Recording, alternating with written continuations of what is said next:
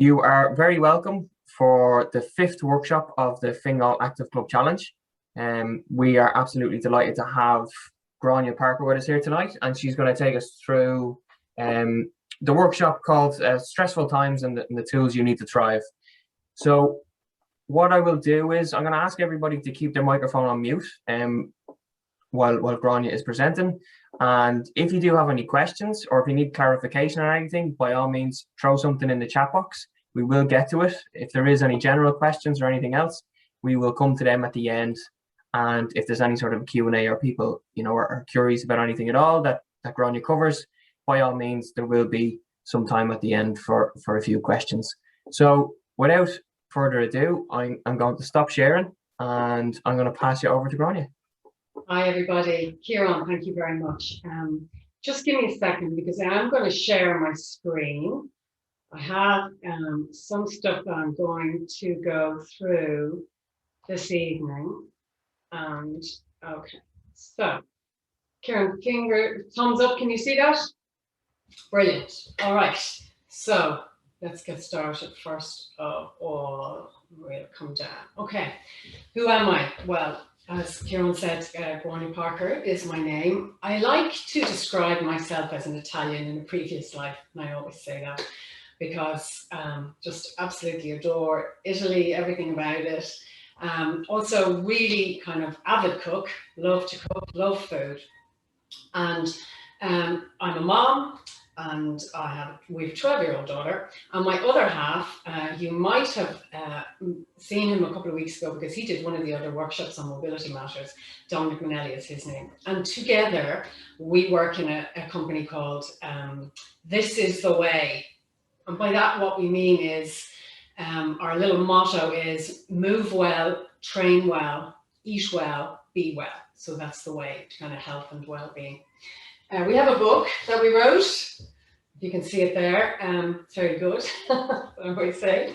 But in terms of the work that I do and how I got into it, I suppose I spent most of my working life working in corporate consulting, which is really busy, very, very busy at times. And I would like to describe it as a hands-on, experiential-based stress management course, But I got out of that in the middle of about 2014, 2015, and decided I was going to join Dom. And so I've studied health and wellness coaching, and that's work that I do every day.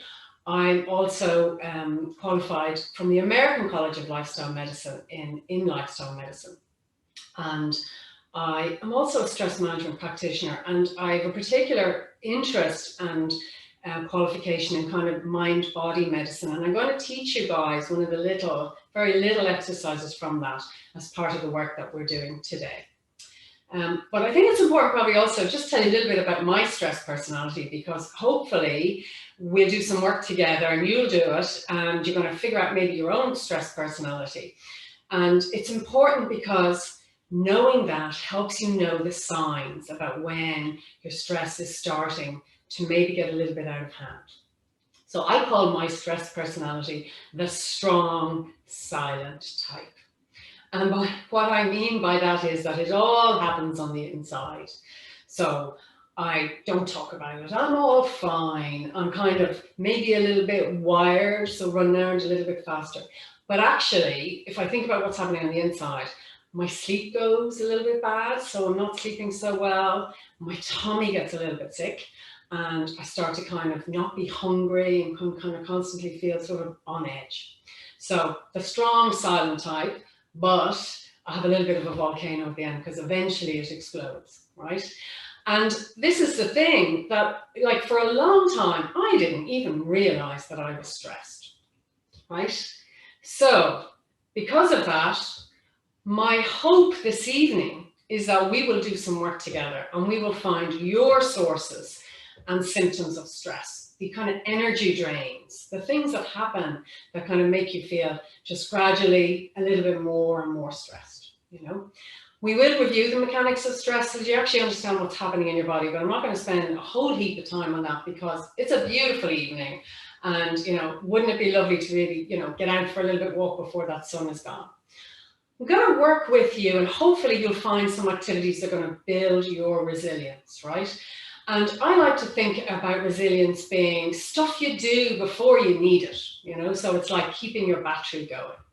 So I'm going to teach you also renewal breath exercise, and also, if we have time, a lovely pre-sleep stretch. Now, if we can get to that, we'll do that. But if not, don't worry, because I'm going to send, we have a lovely card with the sleep stretch printed on it, and I'll send it to Kira, and it will go out with the recording of this. But first of all, can I ask you, grab a glass of water and a pen and paper if you can, so that you can make some notes and maybe figure out some of the things about your own way in which you react to stress.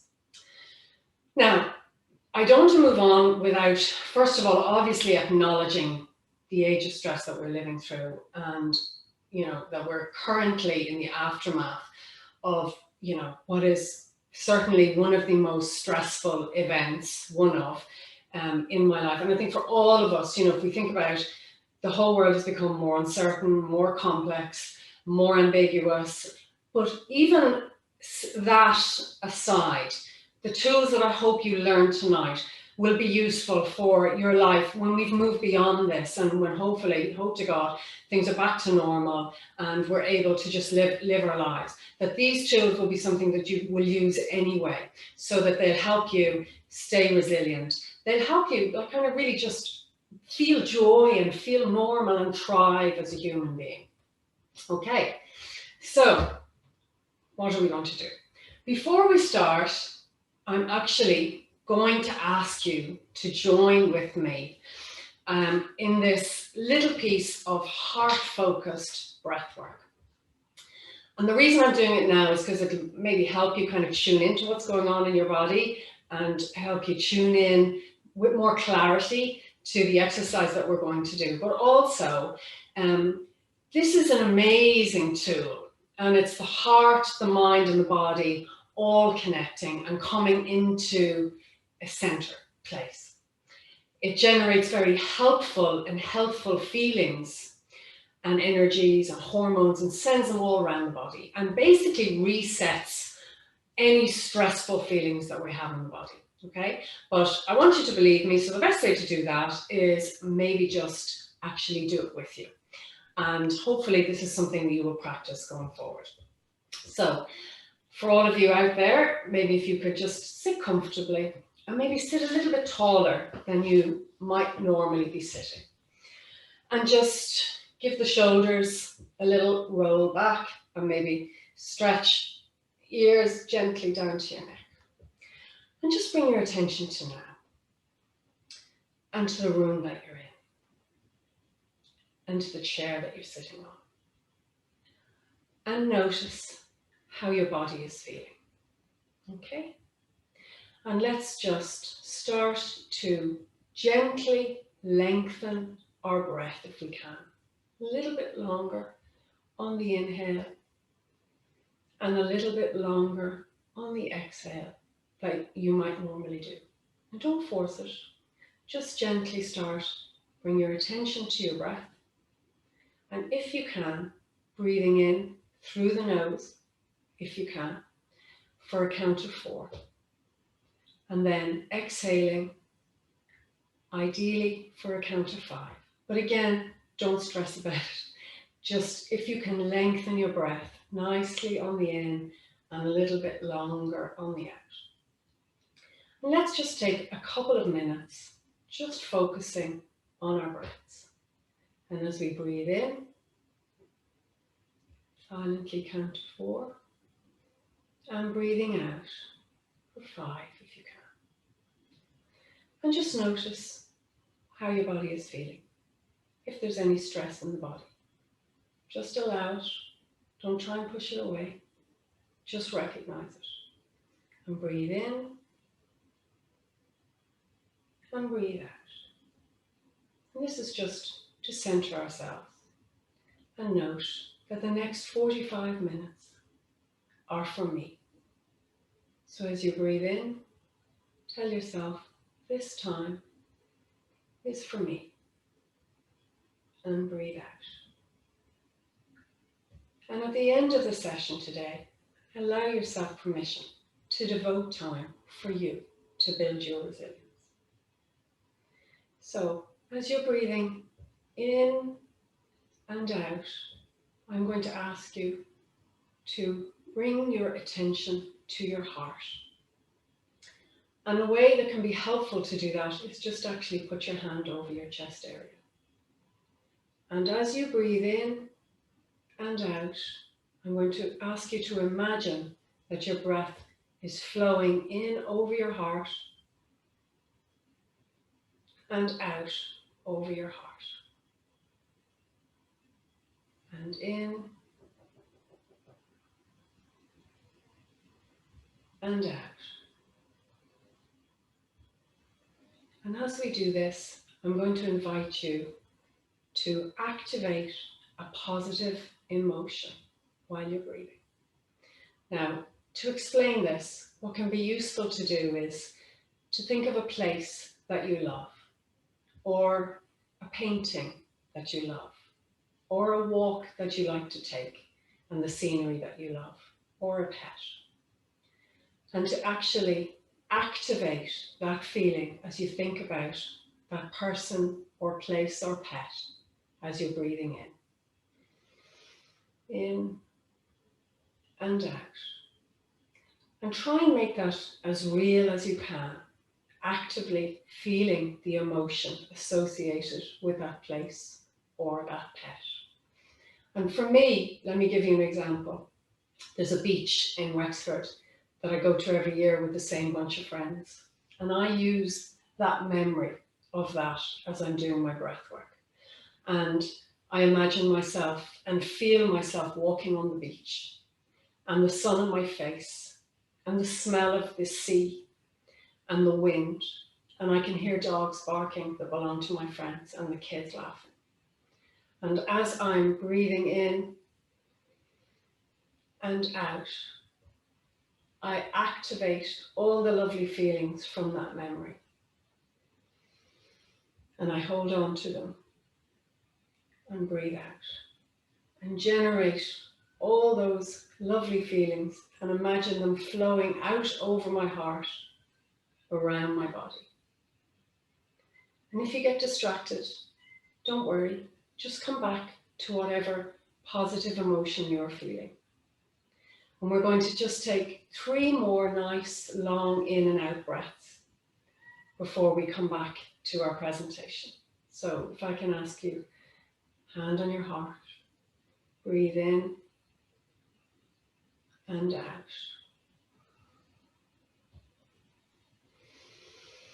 And in and out. And the final heart-focused breath. In and out. Okay. Thank you all for participating in that with me. In terms of that very simple exercise, what we know that's really powerful and really good at is dampening down the stress response that's in our body. So we have this long nerve, the wandering nerve, the vagal nerve, which is the main nerve of our rest and reset part of it's the parasympathetic nervous system. And by doing that breath work, by simply pausing and breathing in and breathing out, we are activating that lovely nerve. And what that can do is reduce our blood pressure. How good is that? It can help dampen down the cortisol. But it also, that positive work where we're trying to generate that really lovely feeling and sending it around our body, we know that generates helpful and healthful hormones. Now, you can do this anytime, the start of the day, the end of the day. It's really useful before a bit difficult encounter. So maybe you have a meeting, maybe you have a presentation, maybe you have a workshop, something like this at the start of it. Really, really useful to just help you to center yourself and to dampen down the stress part of our body, our stress system.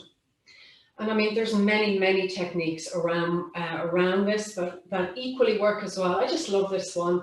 It's easy to learn, it's very portable, and you can't overdose on it. So hopefully you enjoyed that. And that's one of the things that maybe you might take away with you today as a tool to help you build your resilience. So At the start of the session, I mentioned getting a piece of paper, and just if you have a paper and a pen, what I would say to you is, if you know, maybe draw a line about 2/3 the way down the paper and just 4 columns, right? And we're going to work through this, and we're going to do a little bit of work and find out the things that stress you particularly, and also your symptoms. And if you can identify some of the symptoms that you get, well, basically you're tuning into your body, and it can help you learn and go, uh-oh, this is starting to happen. I need to actually, maybe take a moment, use some of the short-term stress management tools, or maybe I need to think about how I can look after myself better. And we'll do a little bit of work around what's going to help you as well. So hopefully, my hope at the end of the session is that you will have some notes across these 4 columns, and you might have some things that you're kind of really motivated to try. Because ideally, I will leave you empowered with some things that are going to help you look after yourself, going to help you thrive, help you navigate through life's stresses in a calmer, easier way. Because look, let's face it, there's always going to be stress. And each of us have our own unique things that stress us out, and our own unique ways in which we react to them. But if you have a kit bag, then you'll be able to better manage them. So this is what I'm hoping it will look like. There will be some notes in this at the end of the session if you've gotten your piece of paper.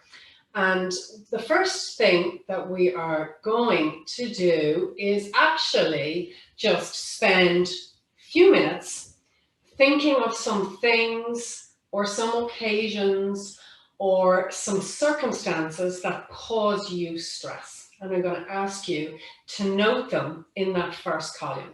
Now, I have a lovely list of all the possible things. So you don't have to kind of go, oh my God, I've gone blank. I'm going to give you some things that you'll be able to have a look at and see, oh yeah, that's something for me. And I also want you to think about the impacts. And the impacts can be physical, like you don't eat, or you do eat, or you have too much wine, or you go into yourself and don't talk to people, or you become very ratty or crabby. Emotional, some people, they find themselves reacting or bursting into tears when they're stressed, and the things within that can impact relationships. So I'm going to put up this. Okay, so on the left-hand side, this big fuzzy list is all the things that could possibly cause stresses in our lives. And on the right-hand side are the kind of things that it can be in terms of how does it manifest for you. And I'd like you to just take a couple of minutes and to look at this and write down for you personally, what is it that stresses you? And what is it that it feels like when you're stressed? I'm going to do the same because there's, we all have stresses. This lovely little session caused me, to do my heart map work before because I like being centered. So, for some of us, it's our work. It's our workload. Some of us, it's worrying about our children or our parents or our health. For some of us, it's what ifs. It's things that we worry might happen. There are things like, we could be a kind of person that ruminates all the time or replays stuff over in our head. So those are the kind of things that could cause you stress. So I know what mine can be, and I'm going to write down mine, and I invite you to write yours down as well.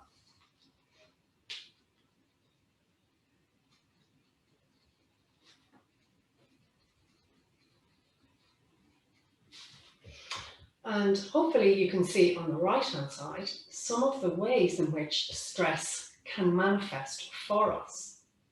So we can get headaches, our sleep can be disrupted, and that's very difficult because it's like a vicious cycle. If you poor sleep because you're stressed, which makes you feel worse, which can feel like your stress is worse and more difficult to cope with, and that can then again impact sleep. Our confidence can be knocked. We can feel like we have brain fog and can't think clearly.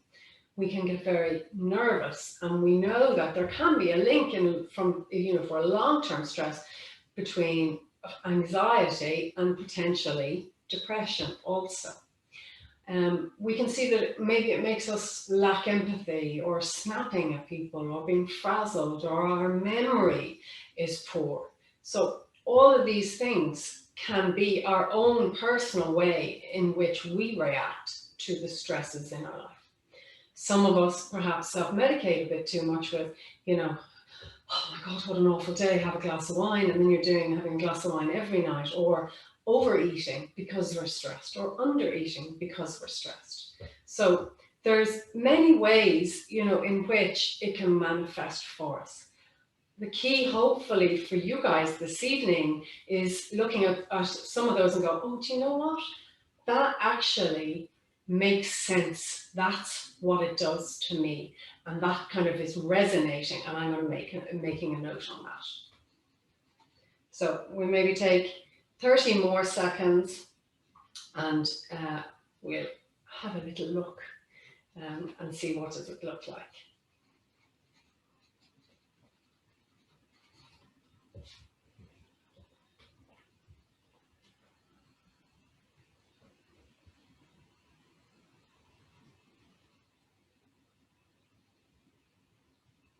Okay.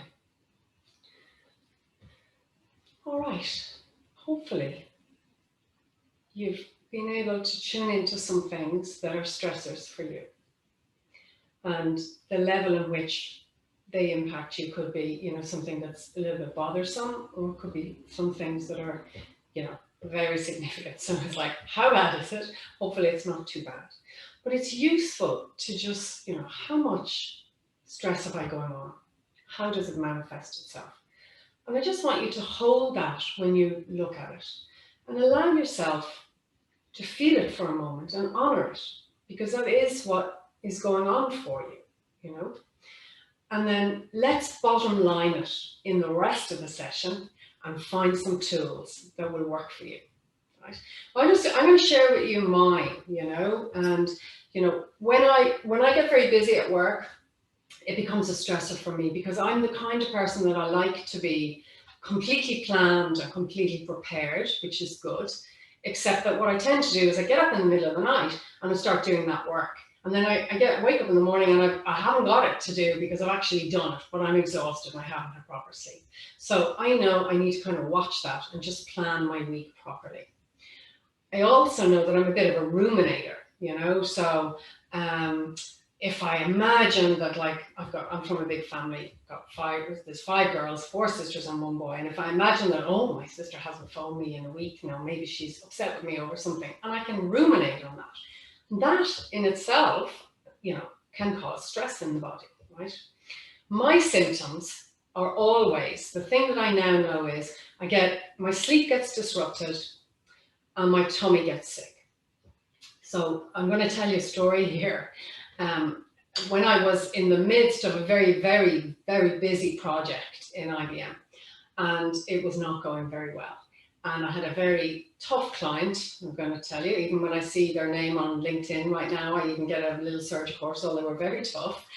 But the project was going really badly, okay? And here's what I did. Instead of actually telling people in work and starting to bring in extra help and, you know, look for help, I doubled down. I started saying to myself, okay, well, I'm not going to go to the gym anymore. I'm actually going to spend those time working, and I'm going to cut out lunch because I'm so busy. If I just throw loads more work at this, it'll get done. So I was not taking my exercise. I was not taking my lunch. I was also really cutting down on my sleep and working all sorts of hours, right?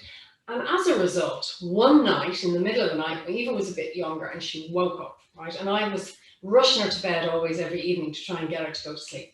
But she woke up, and I hadn't been in bed that long, maybe it was 4 in the morning, but I stood in my bedroom, our bedroom, and I started to shout out loud, go back to sleep, right?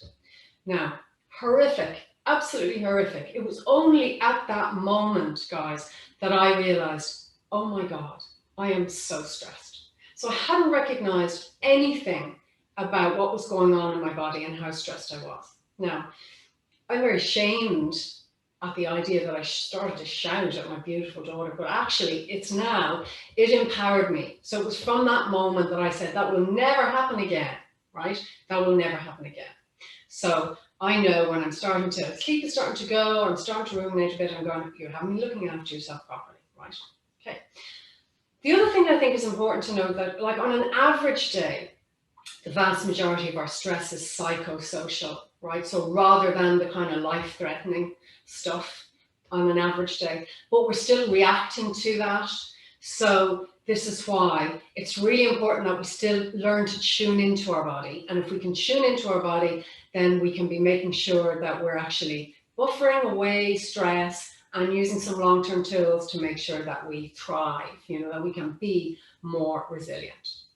Now, I am not going to go through this in detail, and this is a very, very simple version of what kind of the stress response is. So, I mean, you know, stressors happen, whether they are real or imagined or in our head, and the message gets replayed into our brain, and there's a cascade of hormones down from our brain, which eventually cause the release of, you know, there's adrenaline, noradrenaline, there's cortisol. And I think everybody knows cortisol. So it's just kind of in the middle here, but it's very much more complex than that.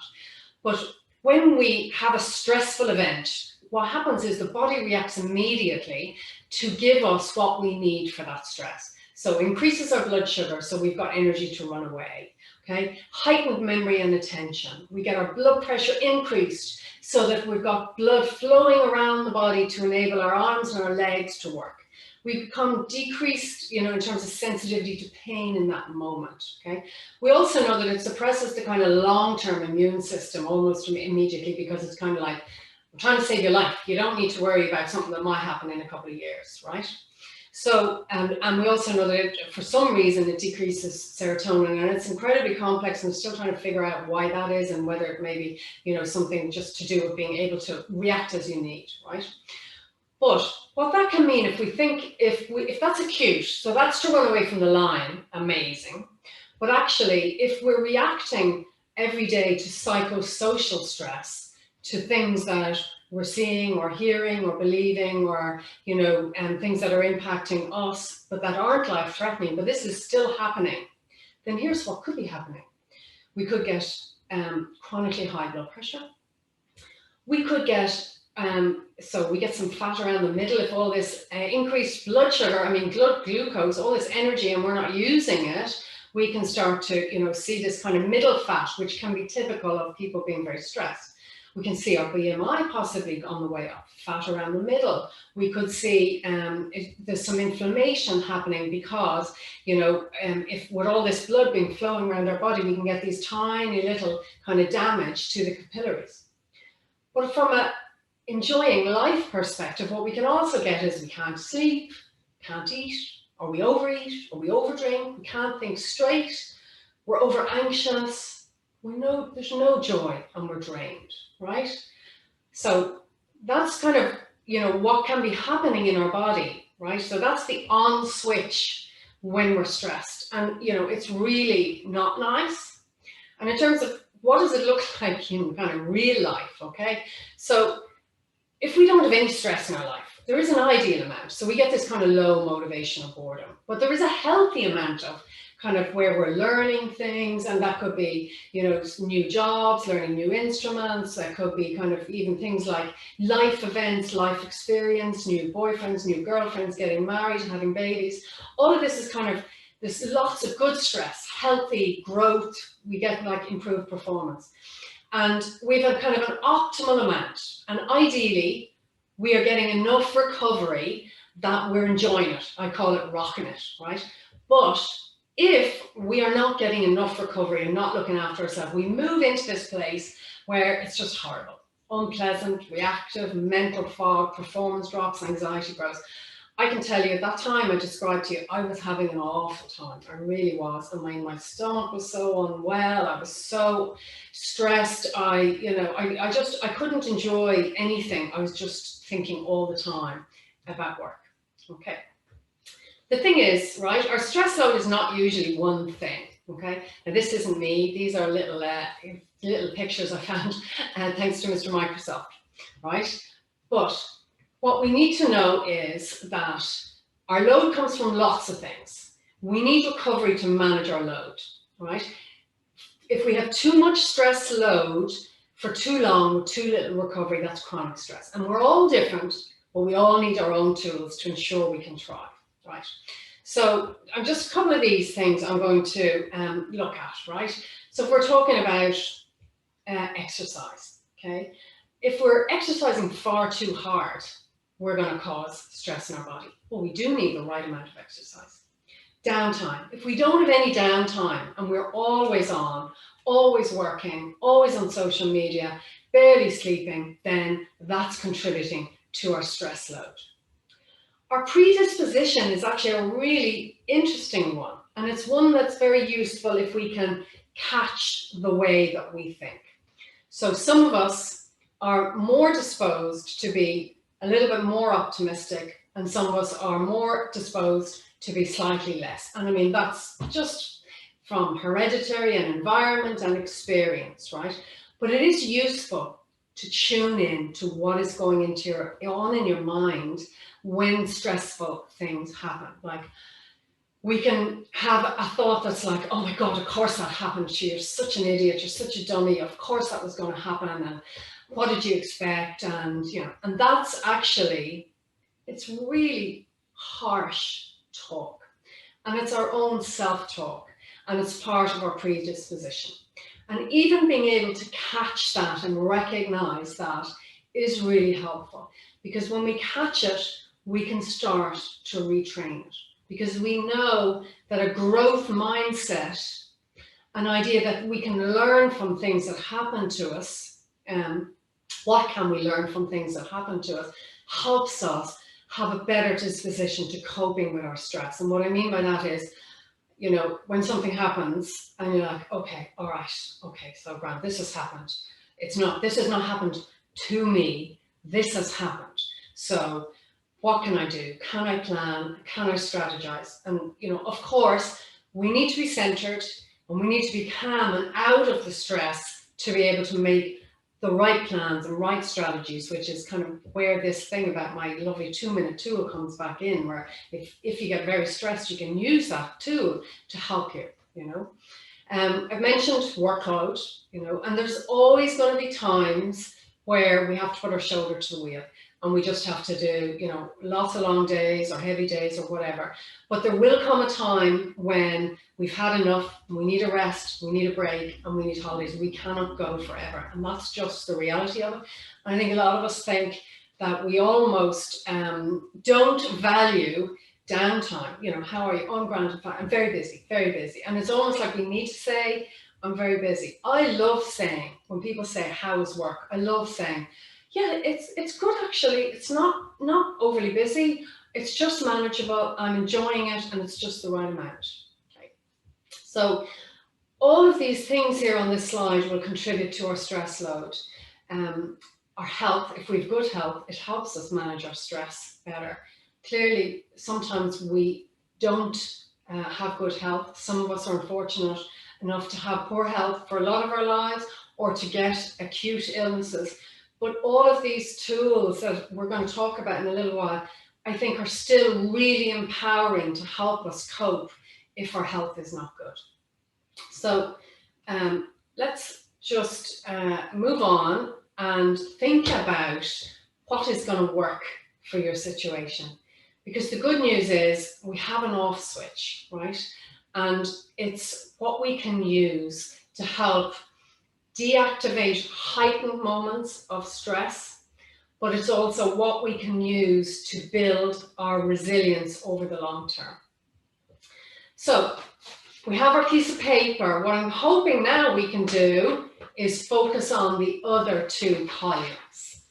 And I'd like to invite you to take a couple of minutes and to think about some energy renewal things, or some things that you know work for you to help you manage your stress, right? I also want you to think about how often in the last week or 2 weeks you've had an opportunity to do these, right? And to think about, well, okay, I've looked at how much stress I have in my life and how it manifests in my body, and what's going to work for me, and therefore, what are you going to do? What are you going to put into your you know, the way you live your life that's going to help you build resilience and thrive? And it might be, you're going to start some new things. It might be you're going to go back and restart things, or it might be that you're going to, you know, the stuff and you're going to continue doing them. And, you know, when I'm coaching with my clients, I always encourage them to think about these things as experiments, because you may find things that you love, or you may find things that, you know, that isn't for me, and that's absolutely fine. So there's a long list on the next slide, and I'd like you to just have a look at it and see if anything resonates. And then we actually will look at the things that we know work, that all of the books and research and so on have shown that they do actually work. And a lot of them are not going to be any surprise, guys.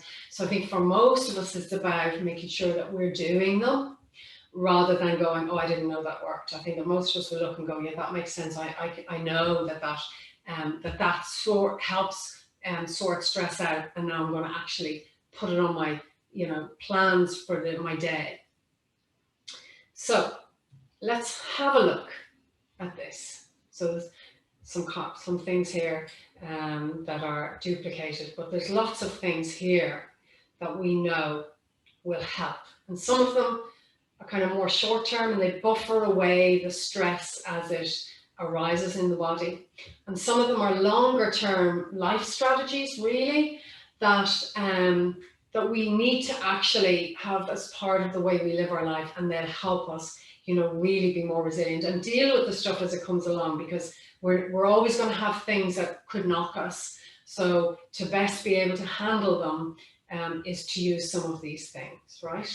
So there's some ideas for you. Hobbies, nature. Nature's such a big one for us in our family.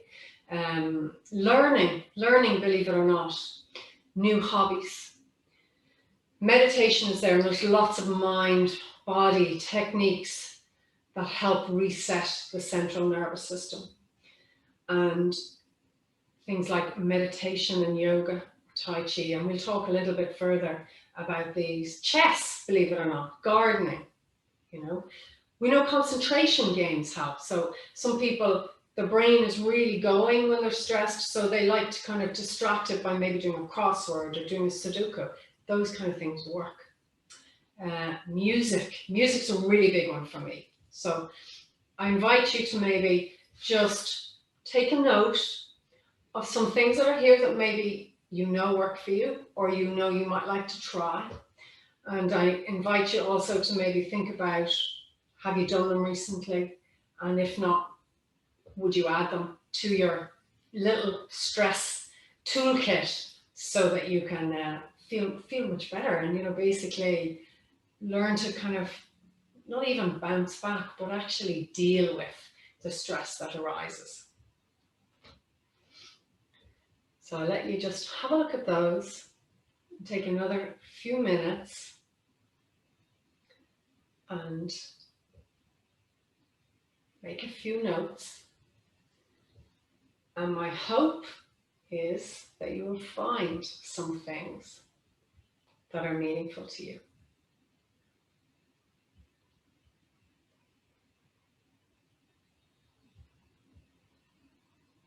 30 more seconds. I'm going to have a little glass of water.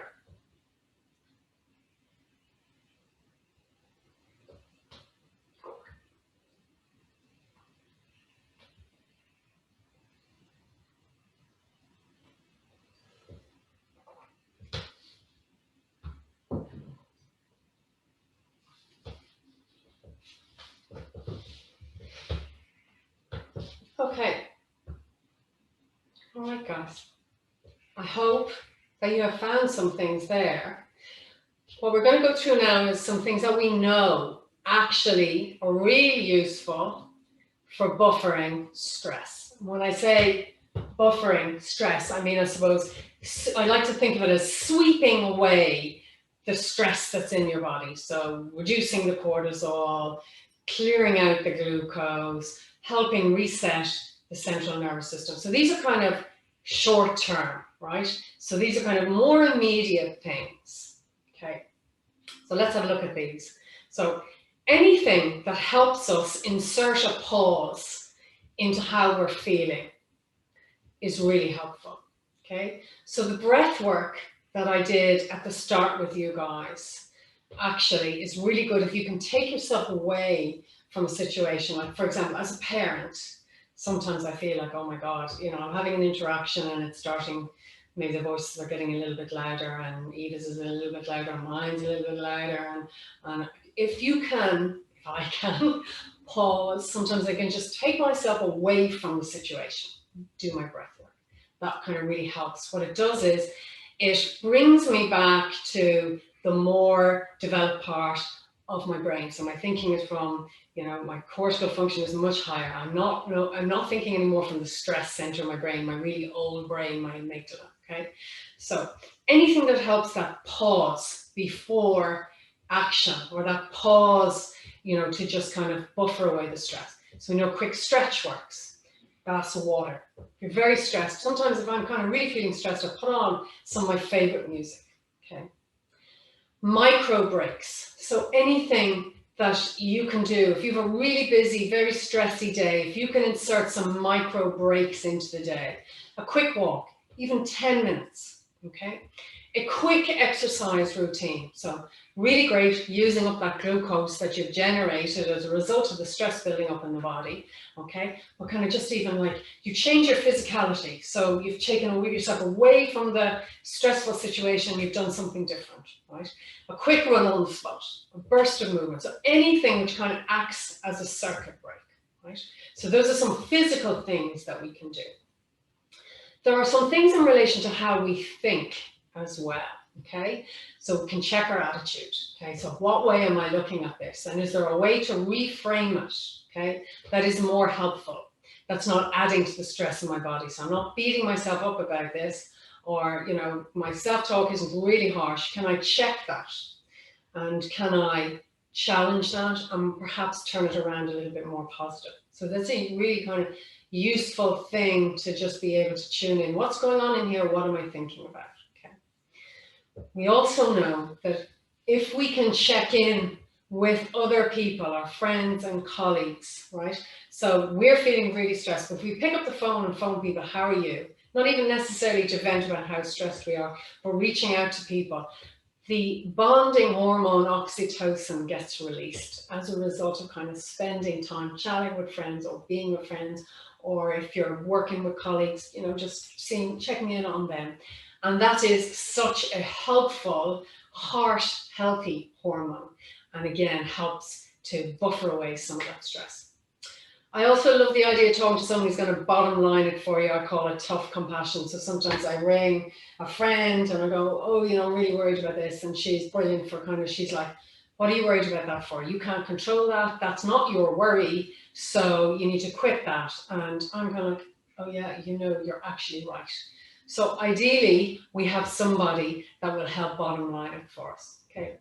And then also planning and strategizing is really, you know, if we're worried about things and there's some practical stuff we can do, let's get to that. But I always say, let's ground ourselves first with the breath work before we get to that, so that we're thinking from the right place. We're no longer thinking from a stressed brain. Okay.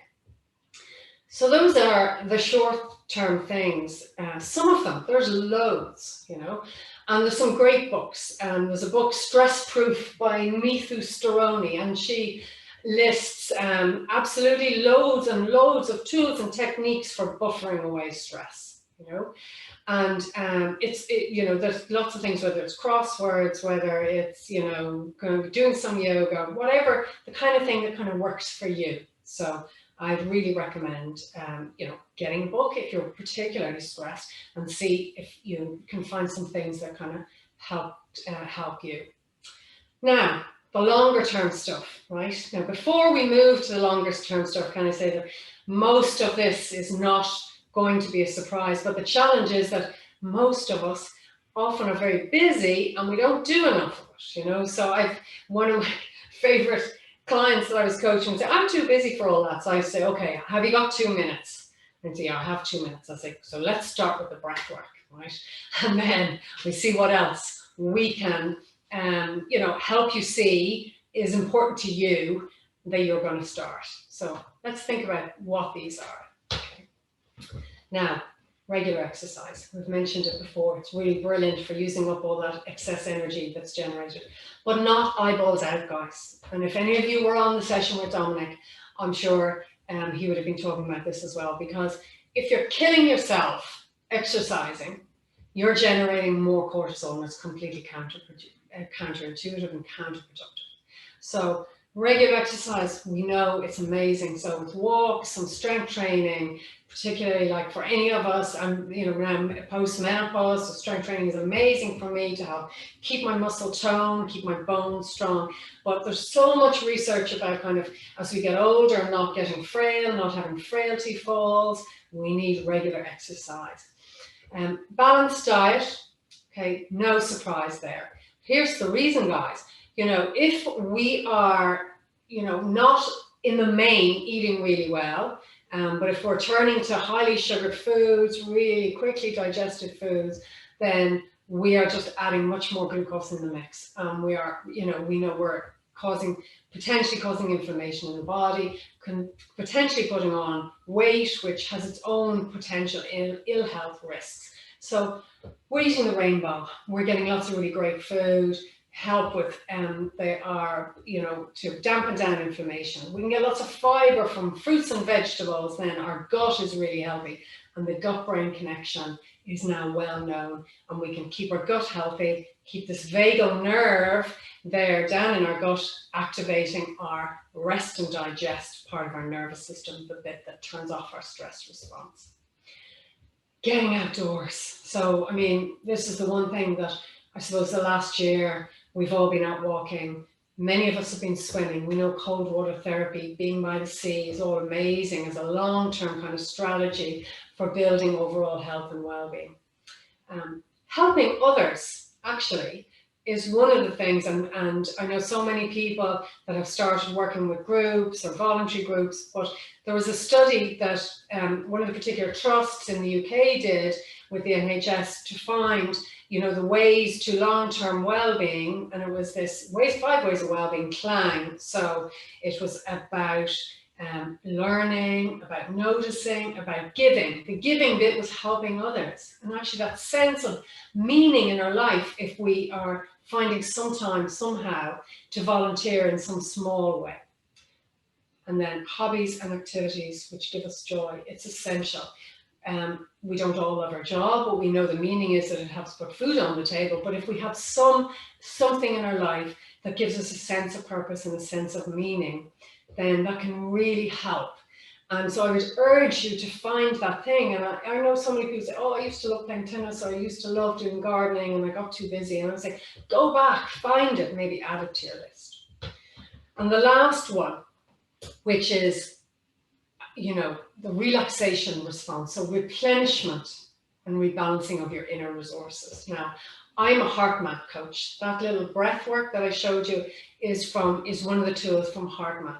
But there's loads of different ways you can connect your heart, your mind, your body. Yoga, Tai Chi, mindfulness, painting, piano. I took up piano as well this year, still bad.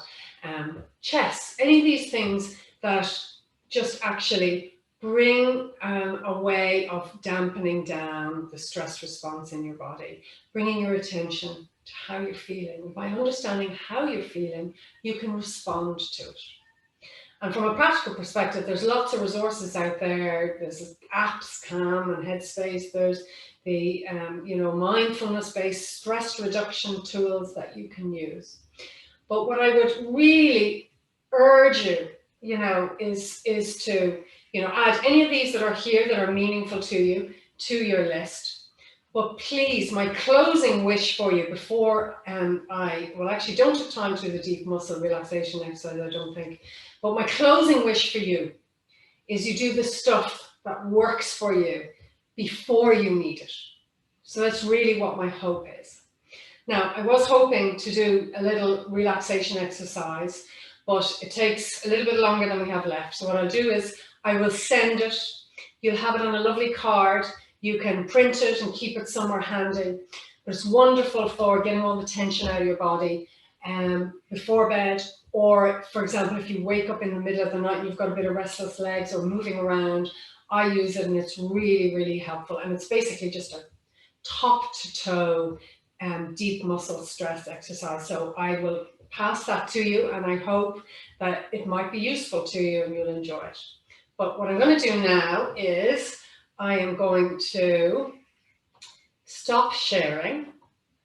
I'm going to take whatever questions, if there's been any, but feel free. You can find me at grania@thisistheway.ie. You can contact me afterwards if that would be helpful. But I really hope that there's some things have made sense for you, and you're going to take away on that little piece of paper and put them into what you're doing every day. So I'm going to stop sharing. Yeah, we're just coming up to 5 too.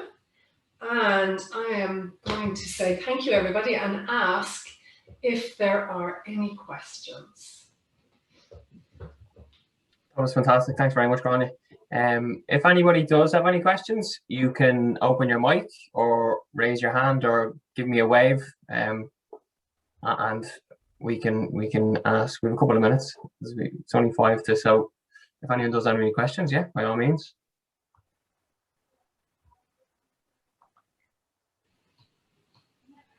Audrey, thank you. I see your comment. Thank you very much. You have your list. Hopefully you all have some things that will help you. And I'm just looking, it's still lovely and bright out. So it's time for a walk. Time for a walk.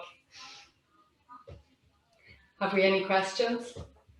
No, nothing coming through there. So if nobody has any questions, thanks very much for coming along. We will have one more workshop as part of the Active Club Challenge, and that's going to be next week. It's going to be a nutrition workshop. Again, that information will be sent out early next week, along with the recording for this as well. And Grania might send over that card to me as well, and I can include that in that email too. Awesome. Perfect. So, Grania, thank you very much. Again, thanks everyone for coming along. I hope you enjoy the rest of your evening, and hopefully the sun keeps shining. Yeah, thank you very much, everybody. Enjoy. Thanks, folks.